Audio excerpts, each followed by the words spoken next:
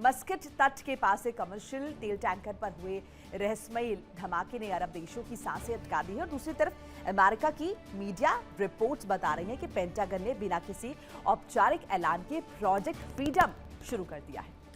और इस बीच ईरान ने हॉर्मूज पे अपनी मिलिट्री चेक पोस्ट खड़ी करके नो परमिट नो पैसेज का नियम लागू कर दिया है।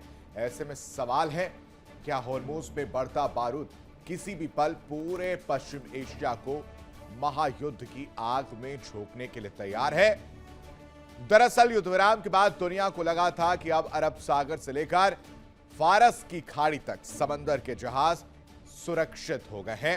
बातचीत शुरू हुई तो लगा था कि समुद्र फिर सामान्य हो जाएगा, कोई हलचल देखने को नहीं मिलेगी, हमले देखने को नहीं मिलेंगे, लड़ाई देखने को नहीं मिलेगी। नाराजगी, गुस्सा, मान मुनव्वल वाली कहानी बदस्तूर जारी नहीं रहेगी। लेकिन धीरे धीरे ही सही, तेल के रास्तों पर वही पुरानी रफ्तार लौट आएगी। लेकिन पश्चिम एशिया में एक बार फिर हालात तेजी से बिगड़ रहे हैं। जमीन पर रुकी आग अब समुद्र में दिखाई देने लगी है। वैसे में सवाल क्या है?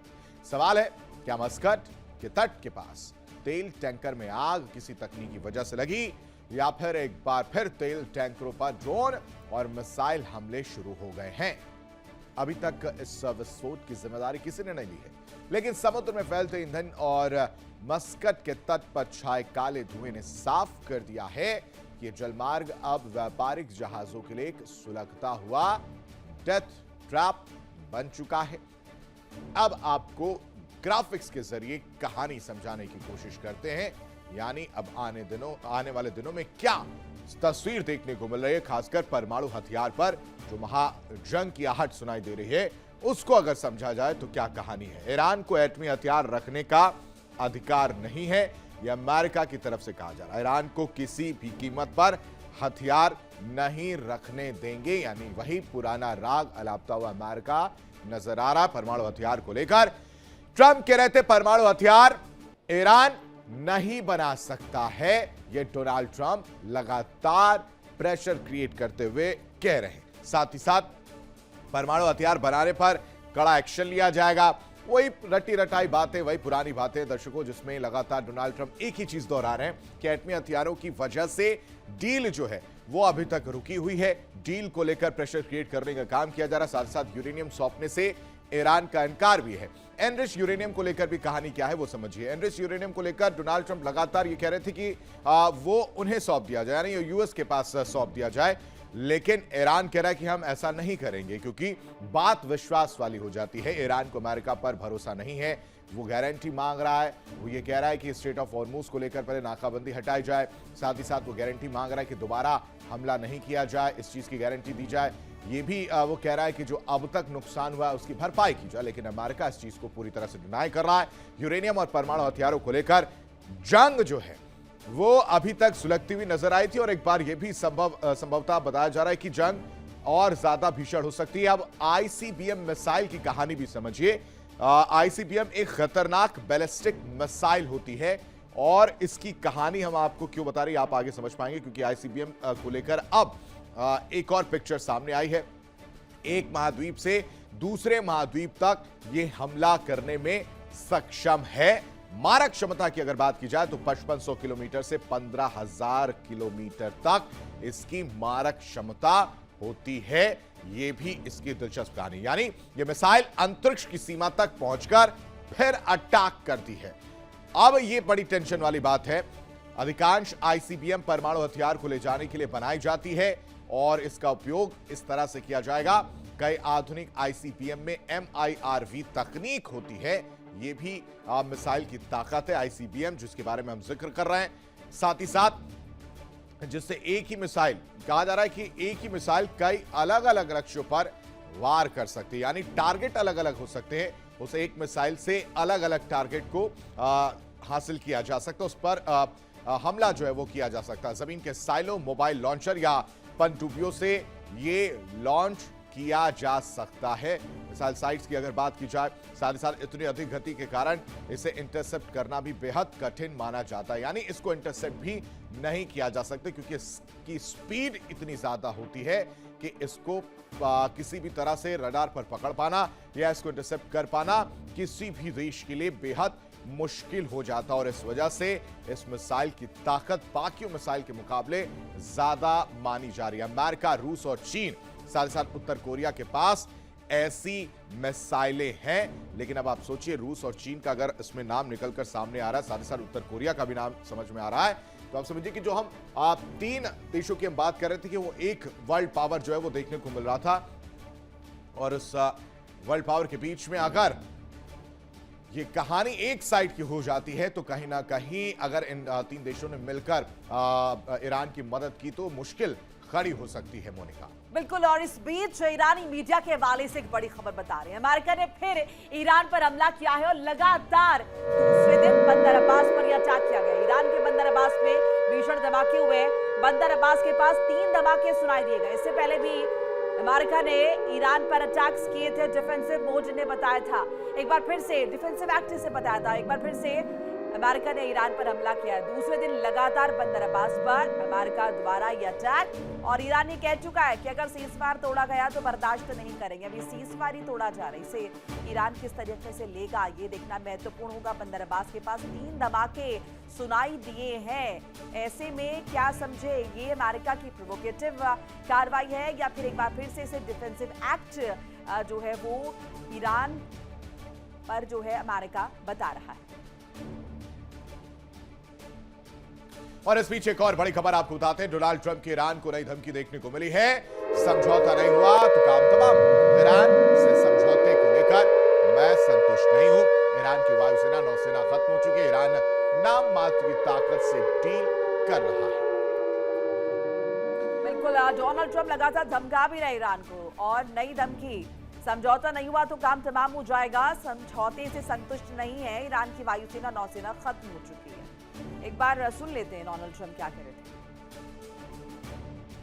We're doing really equally as well with, but again, people don't want to write about it, with Iran.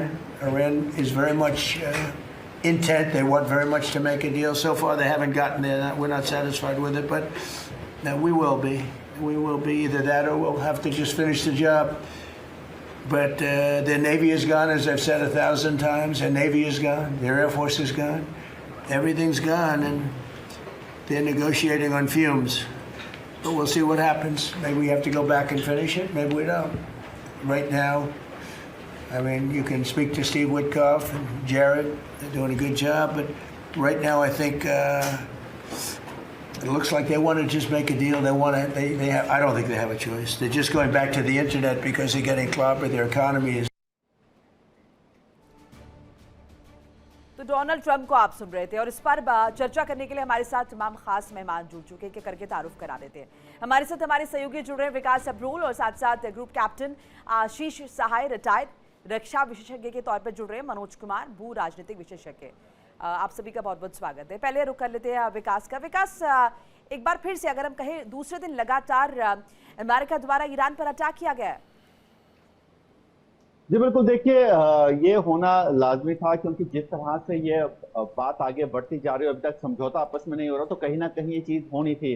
खबरें देखिए ऐसी भी आ रही है, हालांकि अधिकारिक पुष्टि तो नहीं की जा सकती, खबर ऐसी भी आ रही है कि बंदर अब्बास से 4 ड्रोन जो है वो कमर्शियल शिप की तरफ जो है, एक अमेरिकन कमर्शियल शिप की तरफ जो ईरान के द्वारा फेंके गए थे, जिसके रिटेलिएशन में उन्होंने वो चारों ड्रोन मार दिए, और जहां से लॉन्चिंग पैड था ड्रोन्स का, उसको बंदर अब्बास में अमेरिका ने जो है डिस्ट्रॉय कर दिया है। तो ऐसे में कहीं ना कहीं जिस तरह से लगातार अमेरिका कह रहा है कि वो जो है अपनी आत्मरक्षा की कार्रवाई कर रहे हैं, तो वो कहीं ना कहीं दिख रही है कि आत्मरक्षा की कार्रवाई थी। हालांकि इसको लेकर आधिकारिक बयान अभी तक आया नहीं है क्या वाकई वो ड्रोन वहां से लॉन्च हुए थे, क्योंकि एक खबर जो है ये जरूर सोशल मीडिया पे कहीं ना कहीं वायरल हो रही है। लेकिन देखना ये होगा, क्योंकि देखिए बात घूम फिर के सारी न्यूक्लियर डस्ट पे आके अटक रही है। जब तक उस पर कोई समाधान नहीं होगा तब तक ये इसी तरह से जो है चीजें लिंगर ऑन होती रहेंगी, और ऐसे छोटे छोटे अटैक्स फिलहाल अभी जो हो रहे हैं उनके उस तरह के अटैक्स होते रहेंगे, और अमेरिका अपना दबदबा, अपना दबाव बनाने की जो कोशिश रणनीति करता रहेगा। देखिए ईरान भी बहुत कुछ बोल रहा है कि वो झुकेगा नहीं, वो रिटेलिएशन करेगा, लेकिन अंदर खाते ईरान भी जानता है कि वो अमेरिका का मुकाबला कुछ समय तक तो कर सकता है, लेकिन लंबे समय तक नहीं करता। अमेरिका युद्ध लड़ सकता है, ईरान युद्ध लड़ सकता है, जीत नहीं सकता। हालांकि अब आगे किस तरह से समझौते के लिए पहल होती है, बैकडोर लेवल पे जो बातें चल रही हैं उनके क्या नतीजे निकलते हैं, ये देखने वाली बात होगी। लेकिन कहीं ना कहीं न्यूक्लियर डस्ट को लेकर पेच अड़ता हुआ एक बार फिर से नजर हमें आ रहा है।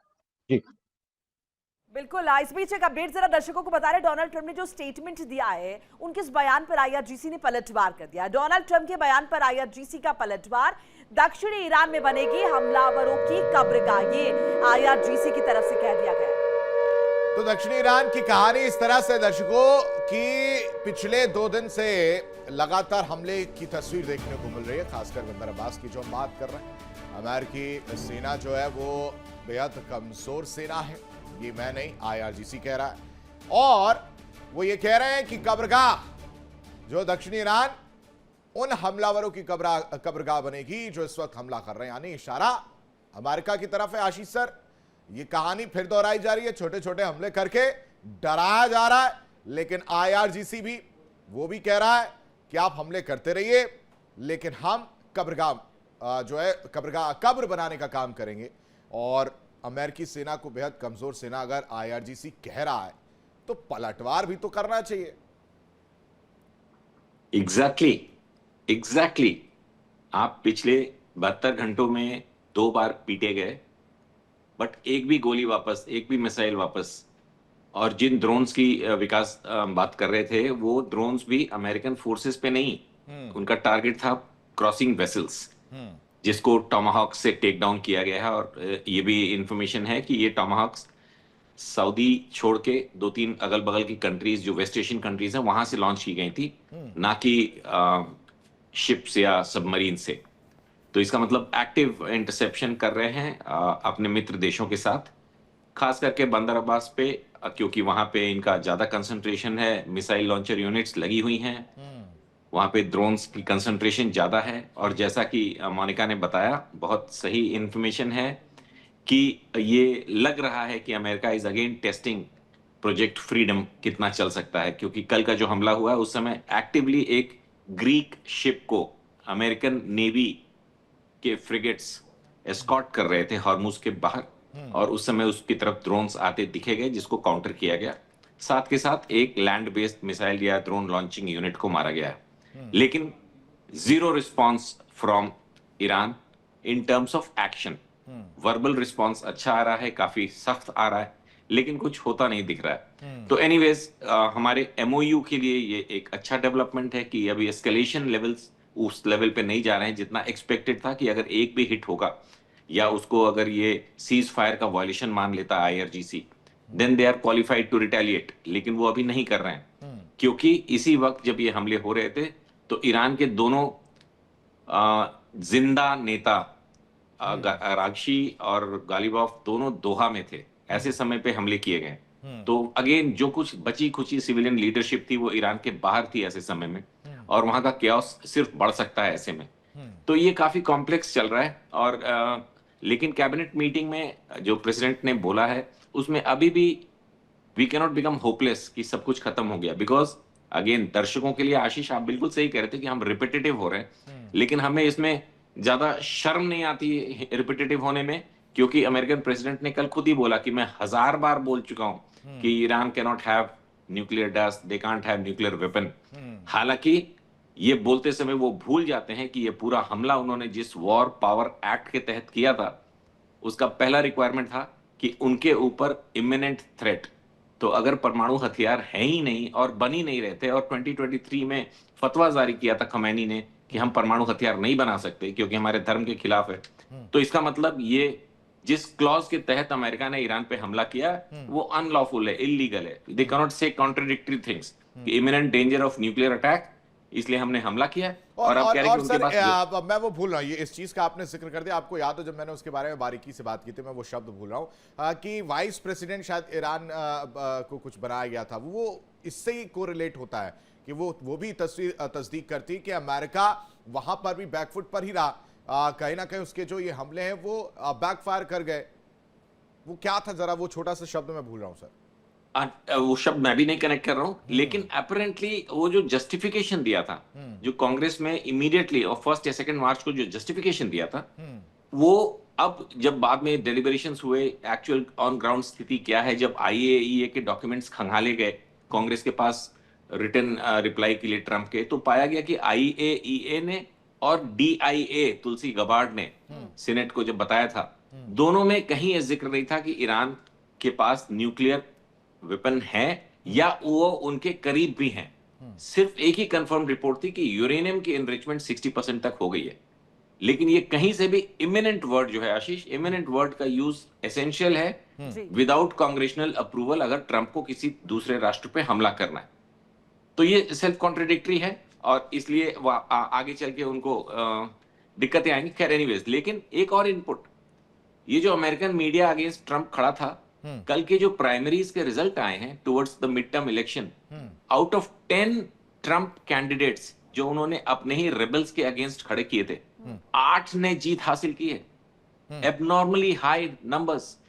10 में से ट्रंप के 10 कैंडिडेट्स जो ट्रंप ने सेलेक्ट किए थे अगेंस्ट रिपब्लिकन्स ओन रेबल्स जो डेमोक्रेट्स की तरफ या उनकी भाषा बोल रहे थे, अगेंस्ट ट्रंप बोल रहे थे, 10 में से 8 पे ट्रंप के कैंडिडेट्स जीते हैं। प्राइमरीज बोलते हैं उसको। हाँ सर, Midterm वो के जो शब्द मैं जिक्र कर रहा था वो था यूएन की न्यूक्लियर नॉन एनपीटी वाला जो हम जिक्र कर रहे थे, उसका नॉन प्रोलिफरेशन। एग्जैक्टली वो उसका कुछ उनको सदस्य या कुछ बनाया गया था, तो उससे भी तो ये तस्दीक हो रहा था कि परमाणु वाली कहानी जो है वो अलग है, वो है ही नहीं। एनपीटी साइन किया था लेकिन बाद में उन्होंने उसको डिसॉल्व कर दिया था। हाँ, रियलिटी ये है, जैसे इंडिया ने तो कभी साइन नहीं किया, but Iran was a signatory to NPT और वो समय समय पे लगातार इस बात को बोलते रहे और एज लेट एज 2023 उनके religious leader head of state ने, हेड ऑफ ईरान ने बोला था कि we are not going to make a nuclear bomb. और इसीलिए ये जो एमओयू है, अच्छा एक और चीज before I sign off on this initial opening remarks, MOU is for ending of war and opening of Hormuz and not for the deal. Deal is part 2, phase 2. तो ये लोगों में एक बड़ा major including western media analyst में जो discussions हो रहे हैं वो सब मिक्सअप हो जा रहा है। नहीं, as of now we are talking about memorandum of understanding between Iran and US Israel कि युद्ध रोकें और हॉर्मुज खोलें, फिर बातचीत शुरू होगी। बातचीत 14 पॉइंट 10 पॉइंट की जो है वो फेज 2 अभी उसका ये तो जिक्र। डोनाल्ड ट्रंप खुद ही कंफ्यूज कर रहे हैं ना, जब ईरान इनफैक्ट ज्यादा क्लियर है। ईरान कह रहा है कि पहले हॉर्मुज को खोल देते हैं फिर परमाणु पे डिस्कशन कर लेंगे, जबकि अमेरिका कह रहा है नहीं, सबसे पहले हम परमाणु समझौते पर बात करेंगे उसके बाद हम जाके। सो ये तो पूरा क्रेडिट कंफ्यूजन का जाता ही डोनाल्ड ट्रंप को है। बार बार उनके जो स्टेटमेंट्स है इतना ज्यादा उसमें अगर हम देखें कंफ्यूजन है और कहीं ना कहीं नजर भी आता है कि उन्हें खुद भी नहीं समझ में आ रहा कि एक्चुअल में उनका टारगेट था क्या। सत्ता परिवर्तन उन्हें करना है, उन्हें परमाणु समझौता करना है, उन्हें नाकाबंदी करनी है। बहरहाल एक अपडेट जरा साझा कर ले, आप लोग के पास लौट रहे हैं। ईरान अमेरिका टेंशन से जुड़ी बड़ी खबर बता रहे हैं। अमेरिका की ईरान को फिर से बड़ी चेतावनी, ईरान को परमाणु हथियार रखने की इजाजत नहीं है। ईरान का ख्वाब कभी पूरा नहीं होने दिया जाएगा। अमेरिकी विदेश मंत्रालय की तरफ से ये स्टेटमेंट जो है वो सामने है, जिसमें एक बार फिर से दोहराया गया ईरान का ख्वाब नहीं पूरा होने देंगे, ईरान को परमाणु हथियार रखने की इजाजत नहीं है। मनोज जी, कमेंट इस पर आपका, क्योंकि लगातार हम ये डिस्कशन कर रहे हैं, अमेरिका बार बार इस बात को लेकर चेता रहा है और अभी जिस तरीके से साई साहब जिक्र भी कर रहे थे कि अभी तो उन्हें कंफर्म भी नहीं है कि वो परमाणु हथियार बनाने भी वाला है, लेकिन इस तरह की धमकियां लगातार दी जा रही हैं।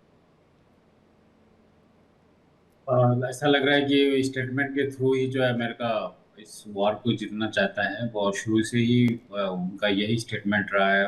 जो फरवरी 28 को जो पहली बार उन्होंने हमला किया था ईरान पे और इजराइल के साथ मिलकर के, तो उस समय भी वही था और अब जो है लगभग 3 मंथ्स होने वाला है और स्टेटमेंट सेम टू सेम है। तो ऐसा लग रहा है कि वो अमेरिका खास करके ट्रम्प जो है किसी न किसी रूप में अब अपने ऑडियंस को या मागा के लोगों को एड्रेस कर रहा है, फिर से रिट्रीट कर रहा है कि जो भी उनका वो साथ था अपने कंट्री में भी वो भी कम से कम जरूर बरकरार है। और अब ऐसा लग रहा है कि कुछ मिल नहीं पा रहा है जो अमेरिका या ट्रम्प सोच रहा है इस युद्ध में। बातचीत तो हम लोग देख ही रहे हैं कि पिछले कितने 4-5 दौर हो चुका है जिसमें पाकिस्तान का इन्वॉल्वमेंट रहा और कतर भी जो है वो किसी न किसी रूप में इन्वॉल्व है कि किसी सोल्यूशन निकाला जाए। लेकिन ऐसा लग रहा है कि वो ट्रम्प जो है कुछ कंक्रीट जो है नहीं ले पा रहा है, जिस तरह से एम ही इतना हाई रखा है कि जो भी ओबामा ने जो भी डील किया था ईरान के साथ, उससे हम ज़्यादा लेंगे। ये चीज़ शायद अभी नहीं मिल पा रहा है, इसीलिए ये डिले हो रहा है। हालाँकि वो ट्रम्प को पता है कि क्या ईरान दे सकता है, और ईरान को भी पता है कि और मैं क्या दे सकता हूँ ताकि जो एग्रीमेंट हो जाए। लेकिन दोनों साइड जो है अभी अड़ा हुआ है, और जिस तरह से इजराइल का रोल अभी भी कंटिन्यू है, जिस तरह से हम लोग देख रहे हैं कि अभी भी लेबनान पे वो हमला कर रहा है, वो 150 जगह पे लगभग जो है उन्होंने पिछले 24 घंटा में किया है। देखिए इंडिया डेली 24/7 अब आपकी स्मार्ट टीवी पर। इंडिया डेली मौजूद है सभी डिजिटल प्लेटफॉर्म पर लाइव और लगातार। इंडिया डेली 24/7 हर दिन राष्ट्र को समर्पित।